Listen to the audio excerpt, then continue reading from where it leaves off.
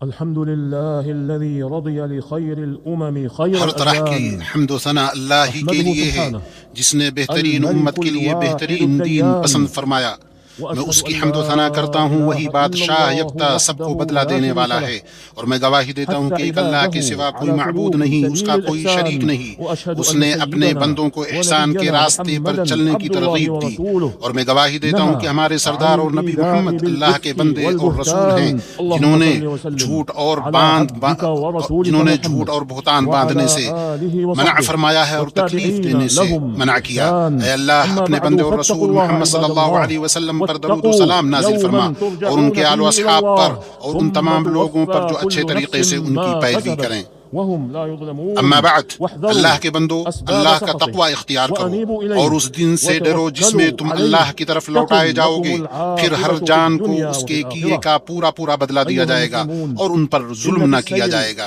على خطى اللہ کے سلف غضب کے هذه اسباب سے الأمة بچو، اس وخيارها کی طرف رجوع کرو، خير اسی مسلك پر بھروسہ رکھو، لبلوغ تمہارے لیے الغاية دنیا من و رضوان آخرت میں الله بہتر انجام ہوگا۔ ونزول دار مسلمانوں، كرامته اس امت کے إلى سلف جوار صالحین اور اس أوليائه کے بہترین والصفوة لوگوں من کے نقش خلقه قدم پر چلنا، وقد وجه اللہ الله کی رضا تک تعالى پہنچنے رسوله اور اس کے المصطفى اولیاء اور صلوات برگزیدہ الله بندوں کی وسلامه ہمسائیگی عليه پانے إلى اور عزت و انتهاج اکرام مناهج والی السبع دائمی إلى رہائش انتهاج گاہ جنت مناهج میں جانے سلفه کا بہترین من راستہ ہے۔ أنبياء الله ورسله اور والاقتداء اللہ تعالیٰ بهم نے فيما اپنے هداهم الله چنیدہ إليه من رسول صلی الحق اللہ علیہ وما وسلم کو بھی اپنے اسلاف انبیاء اور رسولوں کے نقش قدم پر چلنے اور جس حق کی اللہ نے انہیں ہدایت دی اور جن روشن دلائل اور ہدایت سے انہیں نوازا ان کی پیروی کا حکم دیا۔ چنانچہ اللہ تعالیٰ نے فرمایا، یہ وہ لوگ ہیں جنہیں اللہ نے ہدایت دی تو آپ بھی انہی کے راستے کی پیروی کیجیے۔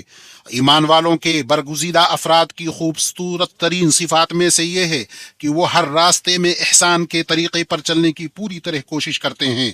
اور مومن مردوں اور عورتوں کو کسی بھی شکل یا کسی بھی صورت میں تکلیف پہنچانے کی ذلیل حرکت سے بچتے ہیں۔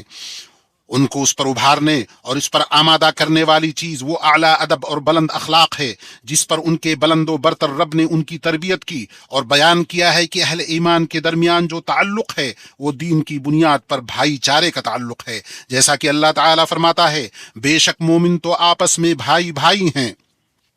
بھائی چارہ اس بات کا نام ہے کہ مسلمان کی ضرورت پوری کرنے کی خاطر اپنی راحت اور ہر محبوب چیز کی قربانی دی جائے، اس کی پریشانی دور کرنے کے لیے بھرپور کوشش کی جائے، اس کی حاجت روائی کا بار اٹھایا جائے، اس کی بے بسی میں دست تعاون بڑھایا جائے۔ بھائی چارہ باہم رحم دلی، محبت، ہمدردی اور حقوق کی ادائیگی کا نام ہے، جیسا کہ اس حدیث میں آیا جسے شیخین نے اپنے صحیحین میں عبداللہ ابن عمر رضی اللہ عنہما سے روایت کیا ہے کہ نبی صلی اللہ علیہ وسلم نے فرمایا، مسلمان کا بھائی ہے، نہ اس پر ظلم کرتا ہے، نہ اسے بے یار و مددگار چھوڑتا ہے۔ جو شخص اپنے بھائی کی ضرورت پوری کرنے میں لگا رہا، اللہ اس کی ضرورت پوری کرتا ہے، اور جس نے کسی مسلمان کی کوئی پریشانی دور کی، اللہ قیامت کے دن اس کی پریشانی دور کرے گا، اور جس نے کسی مسلمان کی پردہ پوشی کی، اللہ قیامت کے دن اس کی پردہ پوشی فرمائے گا۔ بھائی چارے کا مطلب ہے نقصان پہنچانے سے باز رہنا، چنانچہ حقیقی مسلمان وہ ہے جس نے اپنے اسلام کو اس بات سے کامل کیا کہ لوگ اس کی زبان اور اس کے ہاتھ وغیرہ کے شر سے محفوظ رہیں، جیسا کہ وہ حدیث ہے جسے امام بخاری نے اپنی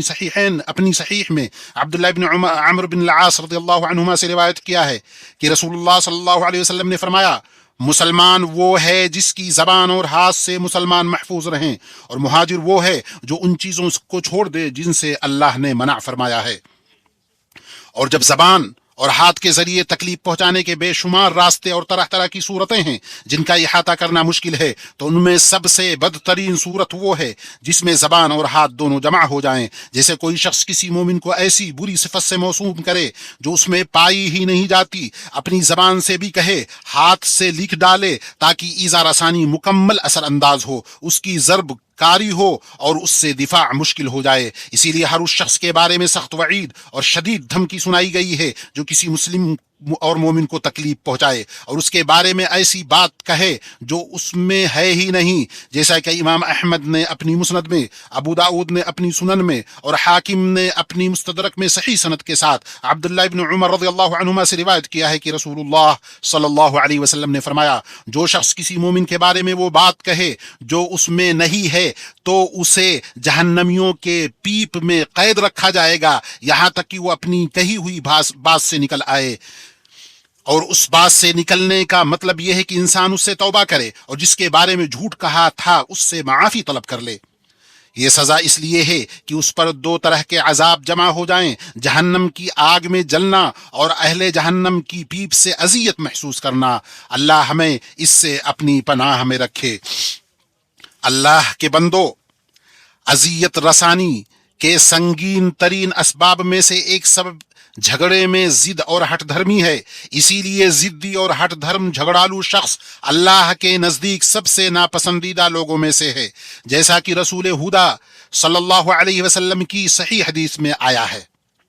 اور باطل پر جھگڑنے والے کے بارے میں سخت تنبیہ وارد ہوئی ہے جبکہ وہ جانتا ہو کہ وہ باطل پر ہے، جیسا کہ وہ حدیث جسے امام احمد نے اپنی مسند میں، ابو داؤد نے اپنی سنن میں صحیح سند کے ساتھ عبداللہ بن عمر رضی اللہ عنہما سے روایت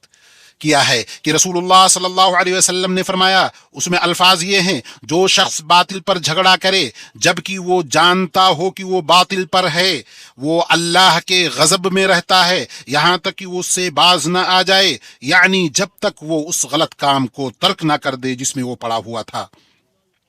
اور جس کے ساتھ جہالت کا معاملہ کیا جائے اس پر لازم ہے کہ وہ اس جہالت کا جواب اسی طرح کی جہالت سے نہ دے۔ یہ تعامل اللہ کی فرما برداری کے جذبے سے ہو اور اس اندیشے کے باعث کہ کہیں ایسا عمل نہ ہو جائے جو مومن کی شان کے خلاف ہو، جسے رسول اکرم صلی اللہ علیہ وسلم نے اپنی زبان مبارک سے فرمایا، جیسا کہ یہ حدیث اس حدیث کو امام احمد نے اپنی مسند میں اور حاکم نے اپنی مستدرک میں صحیح سند کے ساتھ ابن عباس رضی اللہ عنہما سے روایت کیا۔ فرمایا، مومن تہمت لگانے والا نہیں ہوتا، نہ لعنت کرنے والا، نہ فحش گو ہوتا ہے اور نہ بد زبان، اور اس لیے کہ آپ کو ویسا ہونا چاہیے جیسا کہ بعض سلف صالحین نے فرمایا، جو شخص تمہارے بارے میں اللہ کی نافرمانی کرے تو تم اس کے بارے میں اللہ کی اطاعت کرو، اس سے بہتر سزا کوئی نہیں ہو سکتی۔ اور جو شخص برائی کا جواب برائی سے نہیں دیتا، ظلم کو اسی طرح کے ظلم کے ذریعے نہیں روکتا، وہ اس بات کا زیادہ مستحق ہے کہ اسے اپنے رب کی معیت اور اس کی مدد حاصل ہو، جیسا کہ اللہ تعالیٰ فرماتا ہے، بے شک اہل ایمان کا دفاع اللہ کرتا ہے۔ پس اللہ کے بندو، اللہ کا تقوی اختیار کرو، احسان کے راستے پر چلنے میں اور ہر قسم کی اذیت رسانی کے راہوں سے دور رہنے میں اللہ کے برگزیدہ بندوں کے نقش قدم پر چلو، نعمتوں سے بھرپور جنتوں میں داخل ہو کر کامیاب و کامران ہوگے۔ اللہ مجھے اور آپ سب کو اپنی کتاب کے احکام اور نبی صلی اللہ علیہ وسلم کی سنت سے فائدہ پہنچائے۔ میں اپنی یہ بات کہہ کر اللہ عظیم و جلیل سے اپنے لیے، آپ سب کے لیے، تمام مسلمانوں کے لیے ہر گناہ کی معافی مانگتا ہوں۔ تم بھی اس سے مغفرت طلب کرو، بے شک وہی بہت بخشنے والا، نہایت رحم کرنے والا ہے۔ ہر طرح کی حمد و ثنا اللہ کے لیے ہے جس نے ٹھیک ٹھاک اندازہ کیا پھر سیدھی راہ دکھائی۔ میں اس پاک ذات کی حمد بیان کرتا ہوں، اسی کے لیے بہترین نام اور بلند ترین صفات ہیں۔ میں گواہی دیتا ہوں کہ اللہ کے سوا کوئی معبود برحق نہیں، وہ یکتا ہے، اس کا کوئی شریک نہیں، اور میں گواہی دیتا ہوں کہ ہمارے سردار اور نبی محمد اللہ کے بندے اور اس کے رسول ہیں۔ اے اللہ، اپنے بندے اور رسول محمد صلی اللہ علیہ وسلم پر، آپ کی آل اور آپ کے صحابہ پر درود و سلام نازل فرما۔ اما بعد، اے اللہ کے بندو، رسول صلی اللہ علیہ وسلم کی اس فرمان جسے امام بخاری اور امام مسلم نے صحیحین میں حضرت ابو ہریرہ رضی اللہ عنہ سے روایت کیا ہے کہ آپ صلی اللہ علیہ وسلم نے فرمایا، جو شخص اللہ اور آخرت کے دن پر ایمان رکھتا ہو اسے چاہیے کہ اچھی بات کہے یا خاموش رہے۔ یہ حدیث معاشرتی سلامتی کے درست اصولوں کو قائم کرتی ہے اور خوشحال زندگی کی بنیادیں رکھتی ہے۔ اچھی بات کہنا، پاکیزہ کلمہ بولنا ایک اعلیٰ ادب ہے جس کا حکم اللہ تعالیٰ نے اپنے تمام بندوں کو دیا ہے، جیسا کہ اللہ عز و جل نے اس کے متعلق اپنے اس قول سے باخبر کہا، اور لوگوں سے بھلی بات کہا کرو۔ میٹھی اور خوشگوار گفتگو دوستوں اور دشمنوں سبھی کے ساتھ خوبصورت لگتی ہے، اور اس کے میٹھے پھل ہیں۔ دوستوں کے ساتھ خوش گفتاری محبت کو محفوظ رکھتی ہے، دوستی کو قائم رکھتی ہے، شیطان کو مکر کا موقع نہیں دیتی، ان کی دوستی کمزور نہیں ہوگی اور ان کے درمیان بگاڑ نہیں پیدا ہوگا۔ اور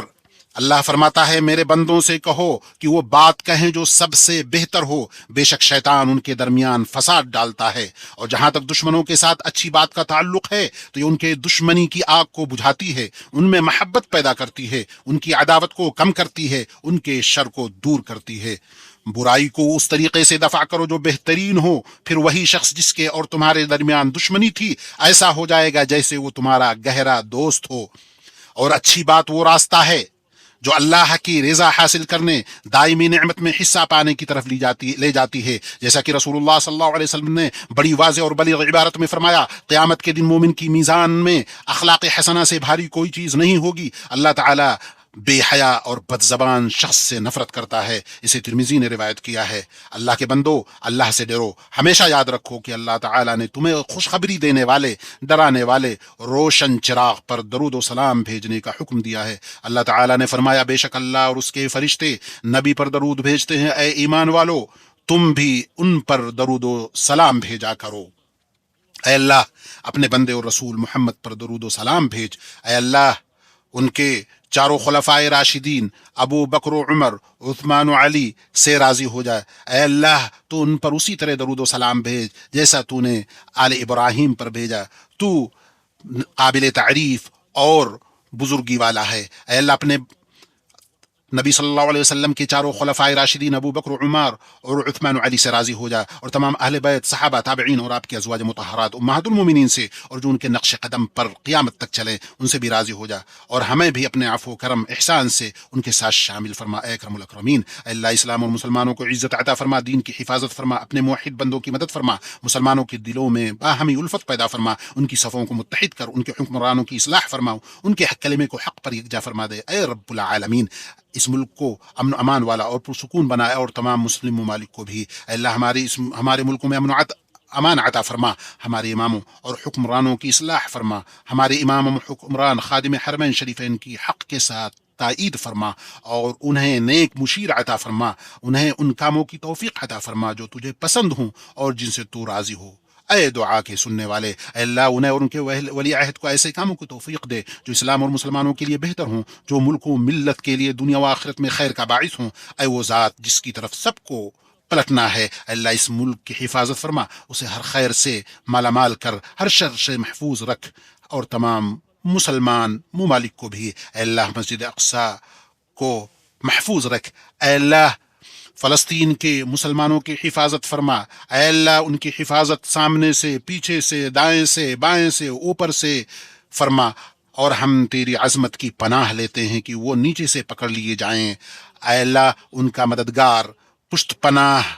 اور ناصر بن جائے۔ اللہ ان کے بھوکوں کو کھانا کھلا، ان کے بے لباس کو کپڑا پہنا، ان کے زخمیوں کو شفا دے۔ اے اللہ ان کے مقتولین کا اجر شہادت میں لکھ دے۔ اے جلال و عظمت والے رب، تو ہی ان کے اور ہمارے دشمنوں سے نمٹنے والا ہے۔ اے اللہ ہمارے دین کی اصلاح فرما جو ہمارے تمام معاملات کی حفاظت کا ضامن ہے۔ اے اللہ ہماری دنیا کو سوار دے جس میں ہمارا جینا ہے، اے اللہ ہماری آخرت کو بہتر بنا دے جو ہمارا انجام ہے، اور زندگی کو ہمارے لیے ہر خیر میں اضافہ کا باعث بنا، اور موت کو ہمارے لیے ہر شر سے راحت کا ذریعہ بنا۔ اے اللہ ہمارے نفس کو تقوی عطا فرما، اسے پاکیزہ بنا، تو ہی سب سے بہتر اسے پاک کرنے والا، تو ہی اس کا نگہبان اور مولا ہے۔ اے اللہ ہمارے تمام امور کا انجام اچھا فرما، ہمیں دنیا کی رسوائی اور آخرت کے عذاب سے بچا۔ اے اللہ ہم تیری نعمت کے زائل ہونے سے، تیری عافیت کے بدلنے سے، تیری اچانک پکڑ سے، اور تیرے ہر طرح کے غضب سے تیری پناہ مانگتے ہیں۔ اے اللہ ہم تجھ سے نیک اعمال کرنے، برائیوں سے دور رہنے، مساکین سے محبت کرنے کا سوال کرتے ہیں، اور یہ بھی کہ تو ہمیں بخش دے، ہم پر رحم فرما، اور جب تو اپنے بندوں پر کوئی آزمائش نازل کرنا چاہے تو ہمیں آزمائش میں ڈالے بغیر اپنی طرف اٹھا لے۔ اے اللہ تو جس طرح بھی چاہے ہمارے اور اپنے دشمنوں کے مقابلے میں ہمارے لیے کافی ہو جا اے رب العالمین۔ اے اللہ ہم تیرے دشمنوں اور اپنے دشمنوں کو تیرے حوالے کرتے ہیں۔ اے اللہ تو ہمیں دنیا میں بھلائی عطا کر اور آخرت میں بھلائی عطا فرما، ہمیں آگ کے عذاب سے بچا۔ وصلی اللہ علی نبینا محمد وعلی آلہ وصحبہ اجمعین والحمد للہ رب العالمین۔